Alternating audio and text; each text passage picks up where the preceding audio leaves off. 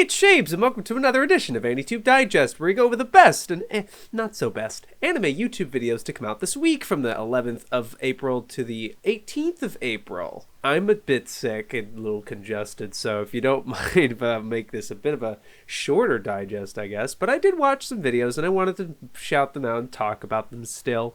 Let's first talk about ones that I thought were decent, pretty good. This first one's from illdie. I already want to cough. Great. Narima Daikon Brother moments I think about a lot. And this is more related to more of an inside joke, I suppose. I had a patron group watch a month ago at this point, or a little this year at least. And we watched Narima Daikon Brothers. And it was a show. That was a show. And I had this idea of taking some moments from the dub and kind of making a compilation of funny moments.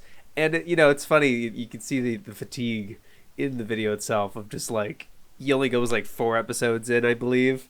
And then he's just like, I don't want to go through the rest of it to find funny moments and stuff.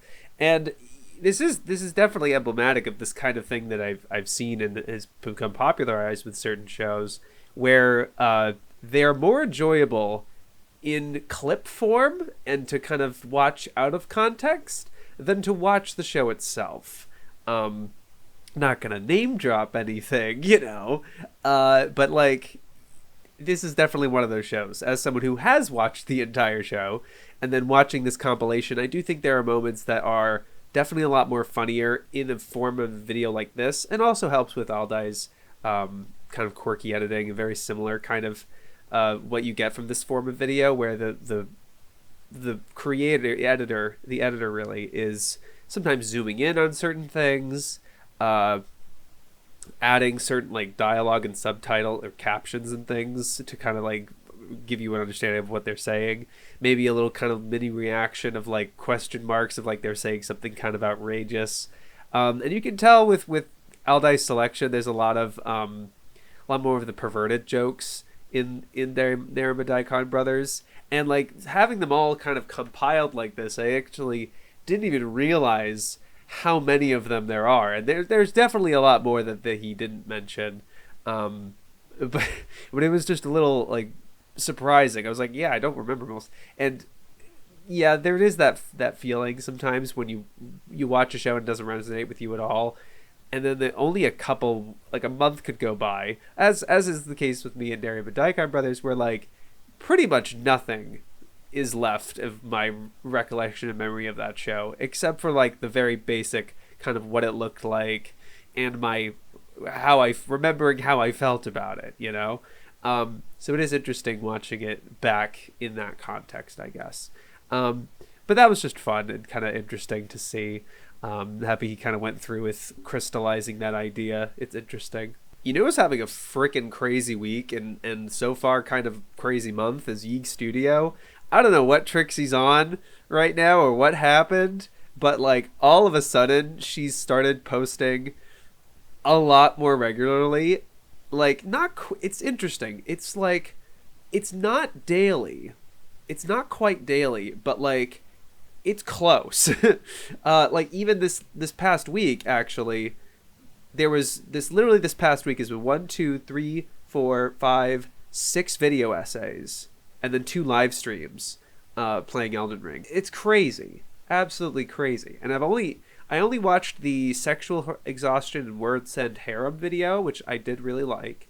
And then also the one I wanted to talk about, because I don't know, I just felt it was fitting if I was to choose one. I wanted to talk about it. The anime that caused Japan's raccoon infestation. It's funny, I had no idea they had a raccoon infestation. And it just makes like my choice of avatar just like, oh, I'm an invasive species in Japan kind of thing. It's really funny. And like framing it in, talking about Pascal and raccoon in particular, which like hardly anyone's ever made a video about. And I like that, Trixie didn't even have to go out of her way to watch the whole show. She just watched like the 7 episodes and kind of gave you a taste and kind of understanding of the show. But mainly the kind of the cool, interesting takeaway is that it's still a recognized icon, and it had this whole outside effect that caused real world harm, environmental harm, not like, personally, but not to downplay it, but yeah. But then there's, other vids like Mushoku Tensei giving it another shot, which is doing really well, which is good to see. And then justifying Berserk's most disturbing moments was just like, I think it's, you know what? I wonder if it's because, because K is supposed to represent, her choice was either Kido Senshi Gundam or Eureka 7, which is technically starts with a K. And she's doing Eureka 7 next. But I wondered if Kenpu, because the 97 Berserk is Kenpu something, but I haven't watched that video, so maybe she explains it in why she's bringing this up in particular. Or maybe because of Super Eye Patch Wolf. I don't know. I should probably check it out and find out. I love Berserk. Why not? But I don't know. Again, I had a lot of videos and stuff. But yeah, like, just general shout out to Trixie's channel right now. It's really popping off. I'm hoping that her subscribers and supporters are really liking it and appreciating it. And I'm enjoying the stuff. I really am. I think it's really cool. I'm happy to see it. And you know who else is back? Not that Ygg Studio was fully gone in any capacity, but unlike this person. For a long stretch of time, but like, try to just see him in form that's like, this is like a throwback of sorts. It's to GoatJesus. He's back with this video, Akanohana, Best Anime You Never Watched. He also put out last week a video about how Breath of the Wild is bad, I guess, the case against Breath of the Wild. Not interested at all. That's okay. And but yeah, and then also I did notice that he also put out this like tablet review a couple months ago as well. But good to see him back. And I really liked the Akanohana video just because it's very, praise and positive minded and make you want to encourage watching the show. Talking about the rotoscoping aspect, even some of the praising it, even going beyond. He's like, I think it actually does better artistic choices than even the manga that it's based on, but it's just not a complete adaptation. And then the live action series, I guess, I assumed it was a series, I think, completes that, which is nice. But yeah, like, that was just really nice to see, and kind of a quick video, and I enjoyed it. It was really, really nice. I also liked this miscellaneous insert shot from Kyle Entertainment. This is sort of a follow-up video from his Attack on Titan vid, where he's talking about some elements in the final season. In addition, in the Attack on Titan anime that got me thinking. A little more elaborate, and I'm sure I'm not really describing his whole picture here. But in that other video, he's talking about the cutting away to the bird cages, and kind of what that visually represents, and he creates a term for it called the miscellaneous insert shot, and he insists that it's not like a new revolutionary thing or whatever, but he's just kind of talking generally about it, what it makes him think about, and specifically thinking about this scene in Evangelion where it's a little more literal and more like referenced by the characters and even interrupted in places and kind of used more in an interesting way, I guess, and so breaking that scene down in places, but then kind of further fleshing out this idea he had about the miscellaneous insert shot. And I think I've spoken on this in other people's videos, but I always do really admire these vids that can just kind of settle on a rumination and not have to feel like they have to rigorously justify or prove anything, or he doesn't really source any major in trying to find the accurate term for this, because I'm pretty sure, like, if I could be wrong, like, I feel like it's something similar to Nerd Writer's video about this one Japanese director that keeps cutting away. I just don't remember the name of the shot or something, but like keeps cutting away to like something like a pot or something. I don't remember, but stuff like that. I think I've definitely heard of this kind of term before, and I've obviously seen it in media too. But I just like that he, just going out there and not having to like rigorously make the definitive video. I think that's such a temptation, and like what you want to strive for with videos sometimes, at least for me. I'm very of the mind of like, I don't want to just make just another this video. I always want to make kind of something very unique and specific, and yeah, definitive, I would say, because it's like, if I was just making this other video and then somebody else makes the same video and it's better than mine, I'm gonna be kind of pissed personally. But that's just me, kind of like my jealousy and like, that's just me personally. I'm also just weirdly ambitious like that. But I just really like that, like, just able to make a video like this and clarify, expand upon a thought, and actually follow through with that, because I had the same exact idea when I had this concept that I introduced in my slam dunk video, and I was going to make a separate video on it before realizing how much I wanted to dedicate time to working on this big Naruto video that will take me the rest of the year, rest of my life, I don't know, like forever. That's super long and shit. And so I'm like, I'll just put that aside, whatever. Maybe I'll come back to it later. But I think one of the reasons that was difficult for me or wasn't as confident in making the video, or wasn't as eager, was maybe partly because of that, like, having to prove it, and like I feel like this is just me, or I'm just making shit up. But also because I was being really vague. I ended up not really latching on to a particular shot or example, right? And I appreciate that Kyle is able to not just use the Attack on Titan one and just talk about it more and just make it its own isolated video, but even bring it to this other shot that from Evangelion and using it as the example to further flesh out this idea. I think that's really smart and makes sense. And I mean, fuck, I've done that before with my Tonegawa video. I had the same problem with wanting to articulate this idea, and I didn't have the proper example or thing to latch onto as a spine until I did, until I found that thing, and that's what got it to work. And I don't know. It's like, I know this solution, but it's always just nice to see it exercised and just like, oh, right, that's how you do that, right? So, I mean, yeah, I liked the video. It was a good job. Something I did finally kind of I don't remember this. You know what it was? It was a recommendation video from Babish Culinary Universe and Binging with Babish and stuff. They've changed it to Culinary Universe because there's more people uploading on his channel specifically, and it's sort of like a multi-channel thing, but all one channel. All right, and I'm not a big like food YouTube channel person, but I've heard of Babish.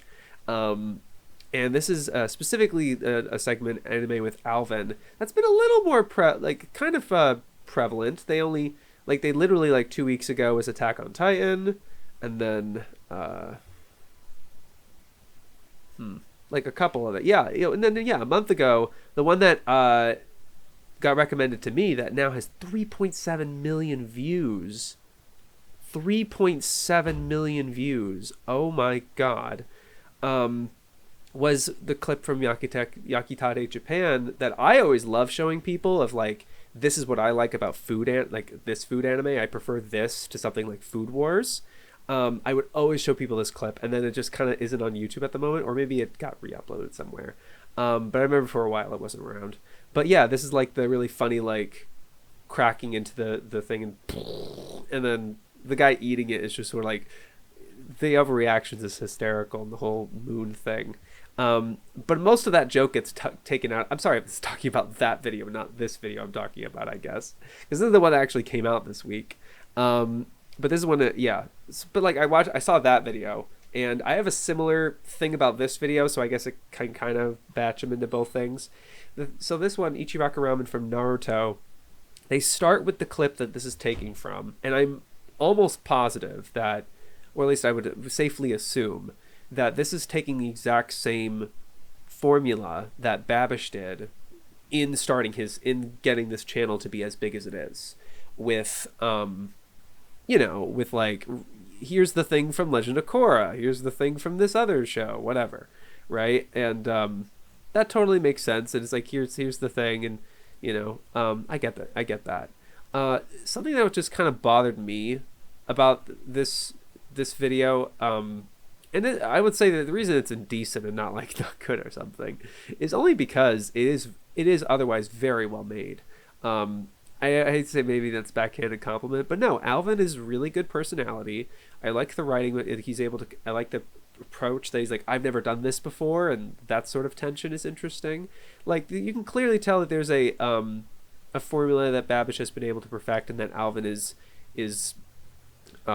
taking after, basically. And he had his own channel for a while, and then he's just kind of making videos on this channel, taking from experts and sort of citing other people. The Ichiraka ramen in particular, I think this precise recipe he says he's taking from another YouTuber who's done this before. So that already made me kind of, redundant content. Nice, great. But, still in this nice polish, and with Alvin's sort of like personality and everything, and that's fine. And they get to the sorry. I will say that like the ramen doesn't look the same as what's in the show, and maybe that's a specific thing, and he explains it somewhere. I just didn't catch it, I guess, and that's not a big deal, really. But that's something that kind of caught me. It was like, oh, huh. It was like, that didn't look like, and that, I'm not saying that's a demand, right? But it just sort of like stuck out to me personally, and I don't feel like anywhere in the video they mention that or kind of call attention to it. And that's really where I was. The kind of thing that also bothered me with the Yakitate Japan thing was just that, like, I'm pretty sure they just call it the show, and just like the clip you just saw, and you're not going to learn about what this show is or like where you can watch it. And yeah, that's not their job. It's not their point. And like, especially, you don't need to do that for Naruto. I get that. But at least in this video, he does say, like, oh, Naruto loves his meat, and I, include all this meat and shit. Like, that's fine.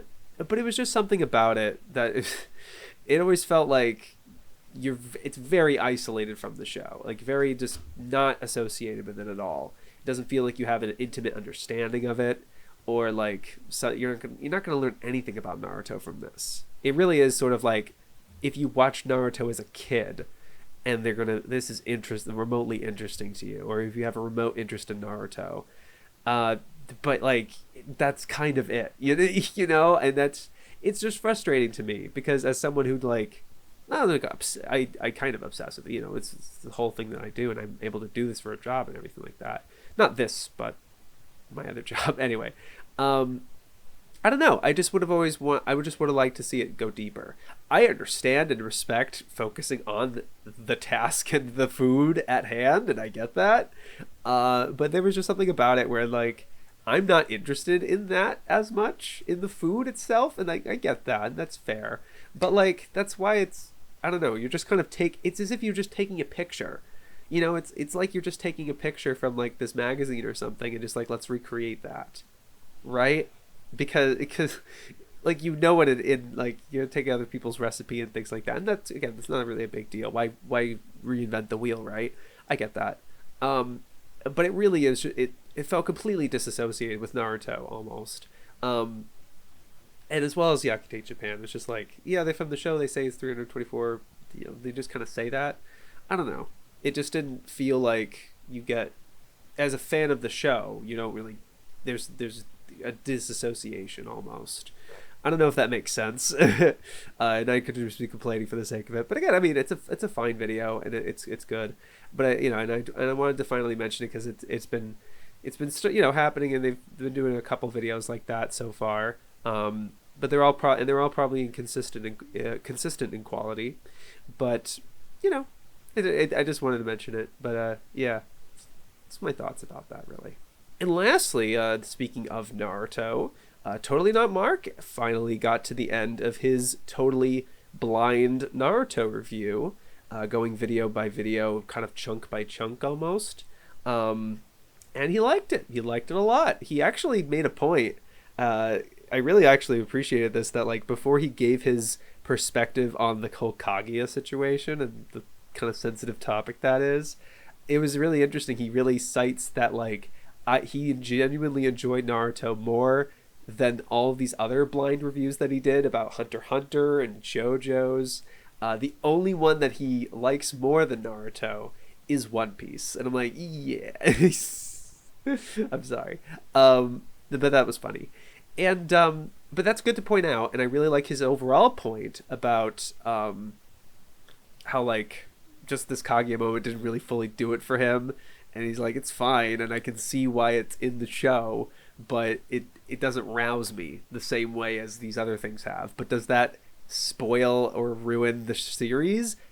Absolutely not. Which is facts and true, and I mean, you can feel however way you want about it, and I'm sure it probably stung even more if you read it week to week and you had these years of anticipation, perhaps.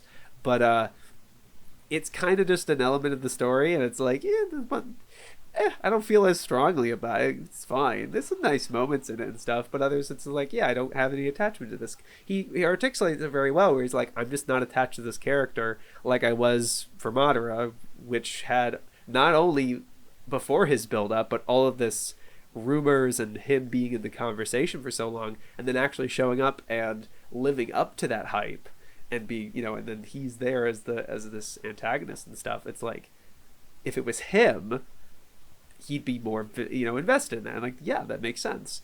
Even though, like, making sense of like, oh, it makes sense that Kage is the main villain and stuff like that, that doesn't correlate with enjoyment. You know, that doesn't mean it's fun, right? Quality storytelling, sure, but not the same. At least I don't think so. Like, you like them to correlate, but sometimes they don't. But you know, it was one thing, and also I also really liked his little introspective thing. He didn't go into too much detail, but I did like kind of he had a kind of a vulnerable personal resonance with Guy's backstory before he fights Madara. That's really nice, and I really liked him being introspective there. But then, like, I was just shocked how fast he just kind of blazes through the Naruto Sasuke fight, and he doesn't really talk about it in any detail. Like, he doesn't even like give a precise moment or anything. He gave other precise moments and lines. He was a little more specific in other places, but then I don't know why, like, he is just, it feel like the end of the video, maybe he's like, oh, I'm almost capping half hour and I guess he can't make a video too long or something like that. And that's a, you know, that's a good YouTuber there, you know, like, and he has other editors and people he's taking care of and things like that. So he can't be as indulgent as, say, myself, who's just doing this on his own, and like, I can make it however long or short that I want, you know. I could totally get that. There's like this threshold of like YouTube and watch time and shit, I guess. But it did end up leaving it kind of just like oh, okay. It's like, it didn't feel as culminating. Not culminating. Not like I was watching every single one of Mark's videos here. I did pop in every so often, but like, you think of how many people were probably, there's 13 installments of this. It's pretty major and pretty, you know, we talked about it for a lot. But there's probably moments that he talked about for longer than this really crucial, incredible point of the climax of the show, you know? Even within this video itself, it seemed. I didn't like precisely time it or anything, but it just felt glossed over compared to a lot of the other moments, I guess. And I get there's a lot that happens in these last 5 or so volumes, but yeah, I will also say it was very nice for him to remind me of the certain things, and the way he talked about certain characters and aspects made me come up with ideas for my own Naruto video, which was really appreciative, because there's just so many aspects to it that I think it could be very easy to get overwhelmed or miss something, you know. So I'm just happy to see that, and that's the advantage. I think there is some disadvantage for some Naruto video if it doesn't do anything for you or whatever, but like, I think there is ultimately, it's like, I'm not saying go out see every video that has covered what you're covering. I'm not saying that, but I think there is some value in, you don't want to be plugging your ears consistently, because I think being in on the pulse of the conversation, you know, and seeing what other people are, I think you could be that, it's much more likely you'll be additive instead of like saying the same exact thing everyone else says, right? That's my perspective, at least. But yeah, congratulations to Mark on completing another great blind review, and I really liked his perspective on community and other things like that. It was a good time. It was a good time. Righty-ho, what I thought were the best videos of the week. The ones I was like, that was great. That was a good time. And this first one is from Kyle Robes, the forgotten legacy of Android Kikaida. And, you know, I have to say, the reason it's in the best is definitely because of the last fourth, where he starts to get really introspective and sort of like gives this reveal of like actually it's because he's making this hype of like this is actually really really important, and it aired on American television and things like that in Hawaii, and it's important in Hawaii, and it's a cultural icon in Hawaii. And so, you know, and I get the kind of reveal in that is kind of interesting and nice, and he starts talking more about himself. He's like, I didn't actually grow up when this show was airing, or the '01 series or anything like that was airing on Toonami, but he lives in Hawaii, so as a resident there, Hawaii resident or Hawaiian, he makes a point of that in the video of like it's weird, or there's a certain term you could avoid, or I don't remember quite exactly, but like it didn't seem the clearest, but there was something about that, and I'm sorry. But like, you know, he's experienced this character through cultural osmosis, kind of seeing him around and stuff. And I think that would have been really valuable and nice to kind of have as the video. I get it kind of as the emotional and maybe all of the weight of the video of the preceding video to get to that point. But I mean, yeah, I think that was the best and most like unique and interesting part of the video. That was really captivating, and the rest of it was just another Ishinomori video, like another video talking about Ishinomori and Kamen Rider, and it's Super Sentai, it's Power Rangers, and I'm like, I've definitely seen this video like 8 times now. You know, maybe not about Kikaider specifically, and I do appreciate looking closer into the specifics, I guess, where it's like the 5 volumes here, and going through the whole story and explaining it in that way. I didn't watching it was like, this is fine and interesting, but I don't know why you're bringing this up, you know what I mean? And ultimately the knowing what it is and understanding it, you know, as if you kind of secondhand experience almost, compared with the history of its production and like the live action show and things like that. Yeah, I don't know. There's a disconnect, I think. It didn't do for me as much, but it's still really well polished and good. It's still decent. It's a decent video, and then what really elevates it, I think, is that last chunk. And to me, it was like, it's a shame that this is at the end of a 50-minute video, because this like 10-minute, like this 8-minute or however long that last section is, like once he starts to be like, oh, Kikaida, and it's in Hawaii, and this whole thing, that aha moment is great. And I get you feel like it's not much of an aha moment if that's all of it, right? Or if that's the beginning of the video or something.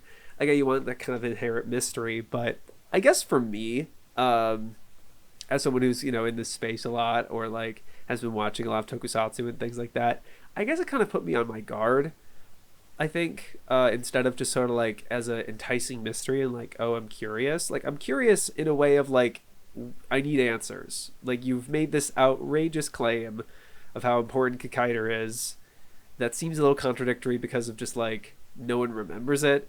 So it's like, what are you talking about? And then that's the missing piece in particular.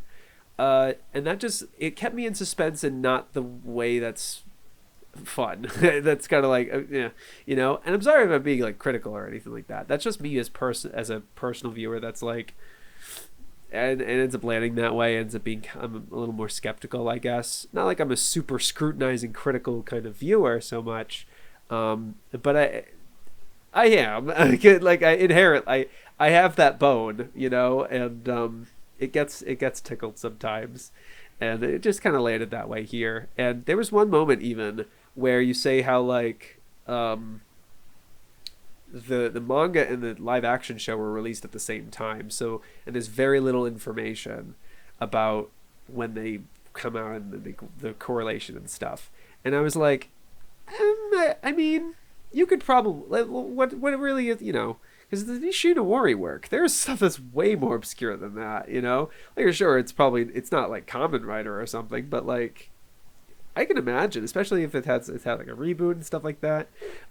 So I ended up pausing the video, which I usually sometimes I pause the video stuff, but like I usually don't go out of my way and do outside research about the thing I'm watching the video for, because usually I like trusting I guess it's less that I didn't trust you and more like I wonder how full, and I want to check the sources that I'm familiar with, and I'm not sure if you're familiar with like searching the Japanese name and not like the Romaji, but like the Japanese with the kanji and everything on Google, and using Japanese Wikipedia, which is often a lot more detailed about Japanese properties. For example, the Kikaider one has the precise broadcast dates of the episodes for that live action toku, and you have the precise dates. And so now I'm like, okay, so now I can go to this other site that, what is it called? Comic Vine. I don't know if you're familiar with Comic Vine. They have a collection of usually every cover of like a ton of different Japanese magazines. Jump is obviously the one that's the most detailed, and actually has, if you click on each issue, they not only have the cover but a list of the chapters that had come out in that issue, which is incredibly useful and interesting. But they also have magazines for Shonen Sunday, which is the one that Kikaider came out on. And so I looked through Sunday, and this is one that, like, unfortunately Comic Vine doesn't have precise detail of every manga series that was running in that magazine at the time, and like what precise chapter, save for Otokodo Aho Koshien and Hyoru Kyoshitsu. Like, there's some of them that it's documented, but not all of it. But going on Comic Vine and looking at all of the covers, which usually they have it looks like they have close to all of them. In July 16th, 1972, Kikaider is on the magazine. So I'm not like trying to confirm that it is. It definitely is. But it was just sort of like trying to figure out at what time did certain issues or chapters come out. And so from there, when you have precise dates of like this episode aired on this day and this chapter came out this day, you could then probably look at those characters, and it seemed that you did in the video where you're showing the live action counterpart with the manga, because your question that you aren't quite able to answer in this video, which would be really useful. And it sucks when you introduce a concept in a video and then you don't have an answer for it. It's just like, it's like, try it. I know, but it happens. I've definitely given up in those places as well. I totally get it. But if you have that, like, here's the character in this episode, because you've seen you watched the whole show, which is also fantastic. You watch the whole like live action character with the manga. What episode and chapters do those guys come out? And you could kind of correlate it. I mean, either way, Ishinomori is credited with original, so like you could make the argument that he was just involved the whole time.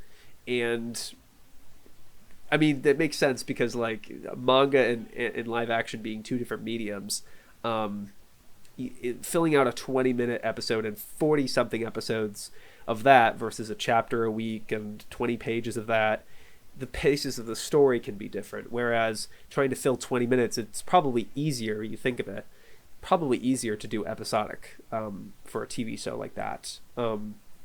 Just speculation, really. But I feel like if you did a little closer, you might get a more informed answer, even though there's no confirmed this came first and this came first. Even if you don't get that, if there was a little more nuance, you'd have a better answer than like, I just don't know. You know what I mean? Just kind of have like kind of a best guess type of thing. That's just my suggestion. It's not a big deal. It's not a big criticism of your video or anything. But this is just as a fellow creator who like has these same issues and same like things that come up and things like that, try to figure out kind of the most optimal thing that's kind of the most satisfying for a viewer. Just thinking about things like that, I guess. But like I said, I think the Hawaiian stuff and your personal is like, I grew up with this character and I had this action figure That's the best shit in the whole video, and that's the stuff that is unique to you, and something that I think is the most valuable ultimately.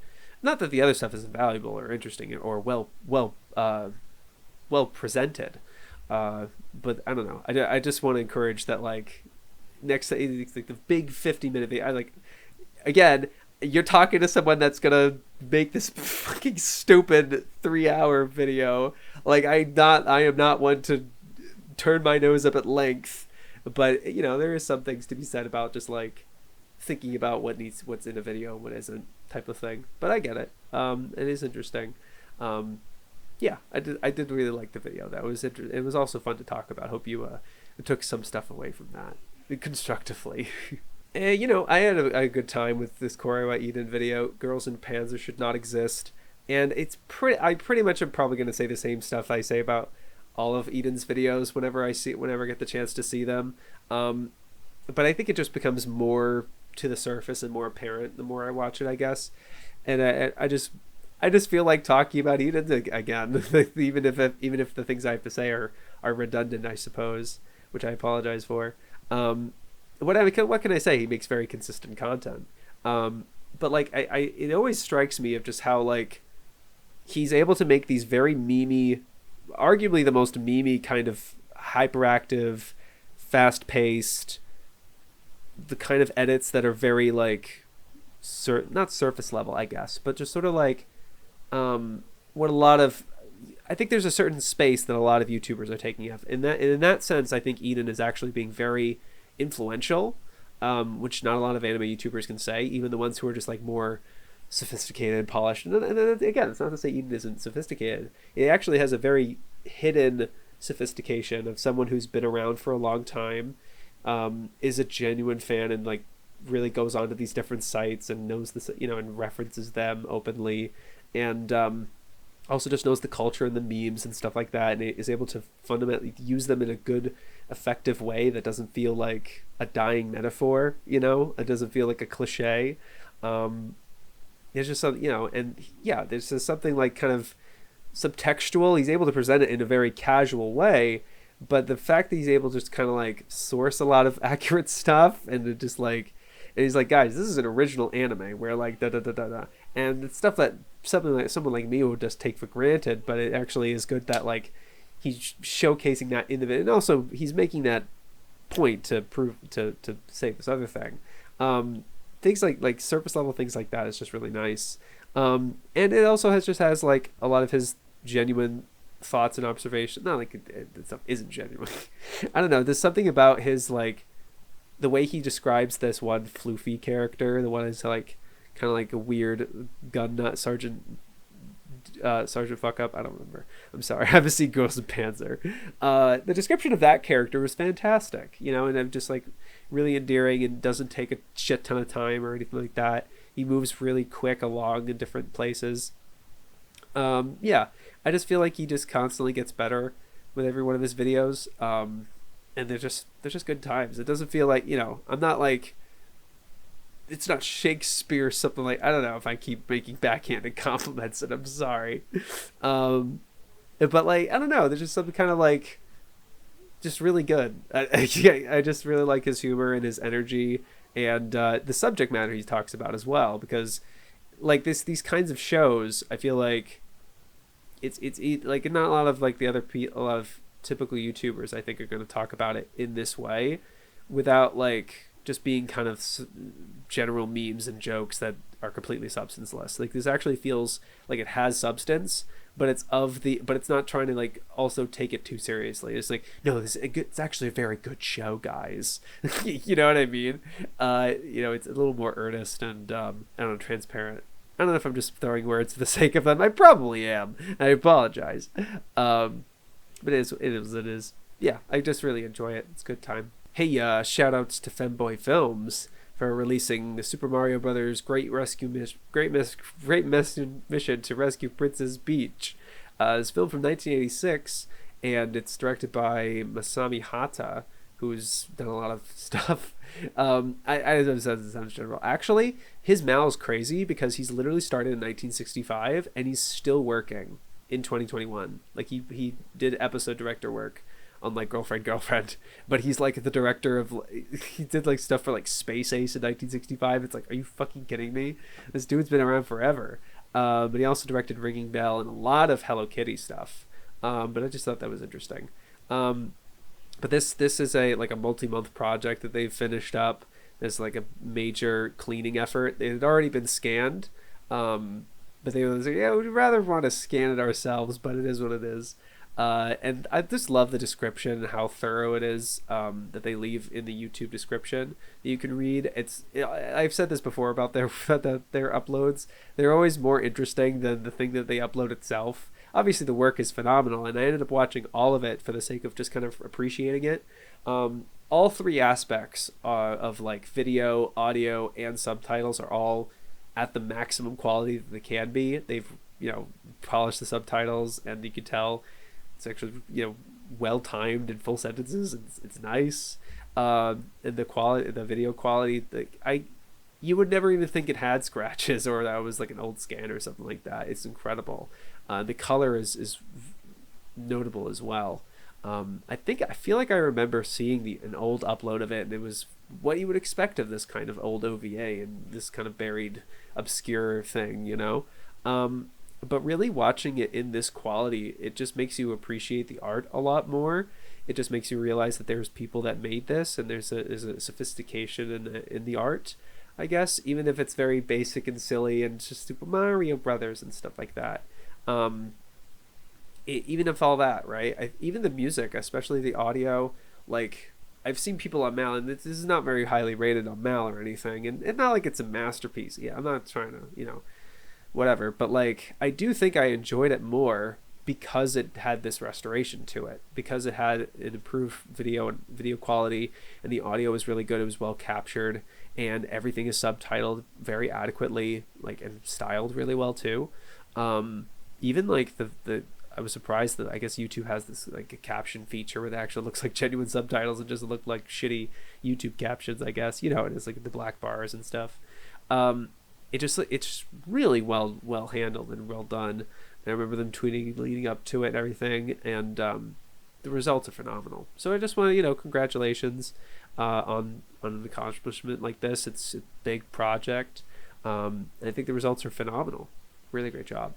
And I think the last video I want to talk about, it's that in that crew, in the group of like, once a video in this group gets made, everyone in the group shouts it out. It's like, you should check this out and stuff like that. You know what I'm talking about. Study of Swords put out You Are Wrong about deconstruction. And look, I'm not a YouTube guy in terms of like knowing what's best for the algorithm or something. This seems like a pretty good YouTube thumb, but a YouTube title and thumb and stuff like that. Especially the thumb because it's indicative of the background that he uses throughout the most of the video, and I like that they blink in places. It's a nice touch for when like you're not really showing not much in the way of visuals here, at least for a good chunk of the video.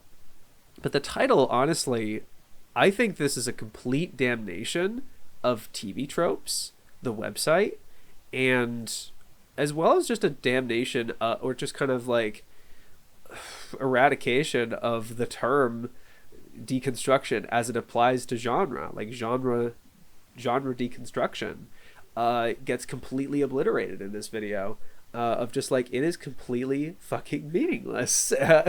Like, even people who are like in good faith and are trying to prove and disprove that something's a deconstruction and it's not just a meme, but like it's genuinely useless, and he really goes into it, especially like that third act.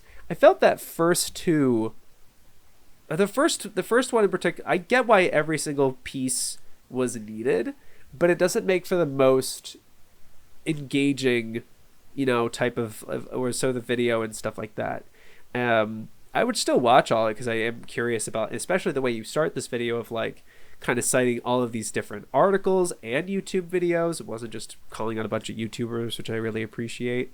It's calling out these other articles and websites and blogs, a lot of different people and throughout the time. And going, I hate to go point by point of like kind of describing this video to you. I really think you should check it out. but really describing where this term is coming from genuinely. Not even like giving a definition and moving on, but like, and also not just being like, here's the guy, but like there are multiple mediums in which this word has been used and originates, and it's only the culinary definition of deconstruction that's been used for media analysis. And I'm like, that's bonkers. It's incredible. But then I think that's the video picks up a little more, and it gets a little more interesting because it becomes more of a narrative where you're describing each phase of TV Tropes' entry on deconstruction and how it's been changed and edited slightly, and your kind of observations about it in those ways. It's like it's become a little more meaner, or in this other way, and describing each one very bit by bit, and really putting the time and effort in describing each one. And it's not very flowery, not very like jokey, or I'm not looking for jokes in this really, but like, you know, it is something to consider with making videos of like keeping audience's attention and interest, you know. And that's one of the reasons why a narrative, even if you're not making any jokes or anything, that second part of the video instantly gets more interesting, because now there's a target, now there's a villain, right? Now there's a narrative that's starting to be formed here. But I get the use of the culinary stuff at the beginning. I get that, but it was just, you know, just my observations in that way. And that whole narrative is really interesting. And then finally, you really start to sink your teeth. It's like, we're going to get into it, you know? And you go after a couple entries in terms of like deconstructions and stuff like that, of like TV Tropes citing this show as a deconstruction and why it isn't. And also a couple other people's sources of like them just, you know, Mateo's as blog about why you really can't call Ava a deconstruction for this and this reason. I really liked that. Without having to like parroting any of their points, really. I really like that you had a lot of restraint you exercised a ton of restraint throughout the whole video. And I think that was really admirable. I was kind of like questioning that and thinking like, I would prefer that. I mean, I get why you're not going into there, because I think you get too caught up in the semantics and the weeds of it. But it definitely makes sense once you bring out that like it's actually completely useless. It's actually just not even worth it. And then you start, once you've cracked that nut, you're able to go into these individual examples and just like they don't even understand what they're talking about and stuff like that. And very with just kind of surgical precision, not a whole lot of salt or malice really, even though the words you choose for specifically of kind of damning TV Tropes is you know, is as blunt and forceful as I think is warranted. So I think that the whole video is handled with a lot of really good tact, and just really interesting information and a different approach that I've never seen before. I really appreciated and interesting. And it, you know, it has multiple narratives kind of going in through it, but that main one is really great. And again, I just feel like it gave me the hankering for just a complete thorough takedown of TV Tropes, you know what I mean, of that website, because the way you framed it and this, you know, and everything like that. But you focused on just this one aspect, which I understand and appreciate, because I think it's worth just at least taking that down, you know what I mean? I think that's good.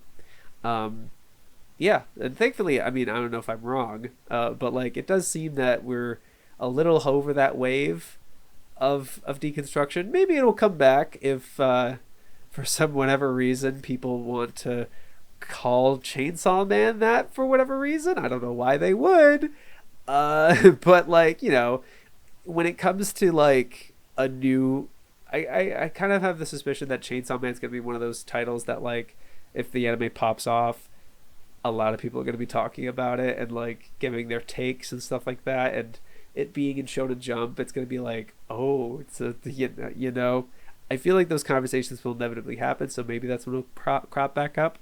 But thankfully it seems that like, at least the titles that we've had the past couple of years have not prompted anybody so severely, at least, to be using that word so liberally, or if you're basically what you're arguing for at all, which is extreme but interesting. I actually think it would have been more enticing and kind of sensational of a YouTube thumbnail or title to just like really go into the deconstruction shouldn't exist or something like that, or just saying just sort of like we should probably eradicate this from our, it's because it's a completely meaningless term, all things considered, because it's contradictory and not fully understanding this. It's on the reader. I really liked all the observations you made, especially in the third session. It really felt you were going blow for blow for blow and just like truth bombs and shit. It was just really great. Yeah, I really appreciated and respected the video. Really phenomenal work. Nice job. And I'm sorry if I hopefully it wasn't too like low energy or stuffy or anything. My sinuses certainly were stuffy. It's okay. This will do it for this week's AniTube Digest. Thank you very much for watching. You guys are great. You have a great week. Yo, peace.